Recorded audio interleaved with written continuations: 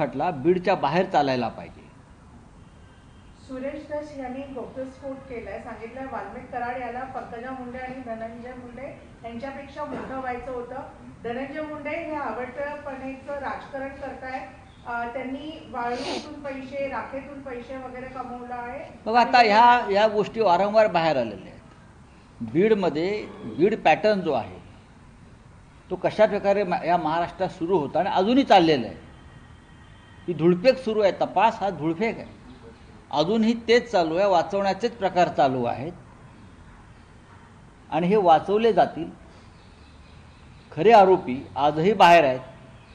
सुरेश धस बोलतात आणि नंतर माघार घेतात. त्यांना वरून दट्ट्या आला की माघार घेतात.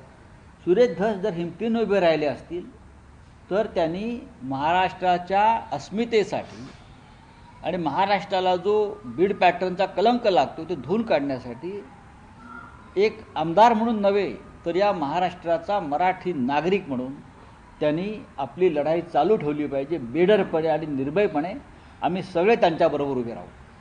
सामनामधून तुम्ही आज सरकारवर टीका केली आहे. लाडक्या बहिणीच्या नावाने गळा काढत शेतकरी कर्जमाफी नाकारून शेतकऱ्यांचा आहे ना. सरकारची फसवणूकच सुरू आहे ना. लाडकी बहीण असेल, कर्जमाफी असेल, तुम्ही त्यांचा जाहीरनामा बघा ना. त्यात काय घोषणा आणि वचनं दिली आहेत.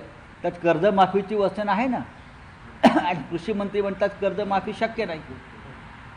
म्हणजे तुम्ही लोकांना फसवलं. बोले आपका क्या भाई बोले. वांद्र्यात मुंबईचा आदित्य कार्यक्रम होतोय. मुंबई महापालिका निवडणुका आदित्य ठाकरेंच्या नेतृत्वात. त्याच्यावरती मी नंतर बोलेन. हा दिल्लीतला विषय नाही. आप बोलिए. दादर रत्नागिरी जी पॅसेंजर होती ती बंद करून आता तिच्या जागी दादर गोरखपूर पॅसेंजर सुरू केली आहे सरकारने. दादर रत्नागिरी पॅसेंजरला खूप पब्लिकची गर्दी असेल पण ती बंद करून आता गोरखपूर सुरू केली.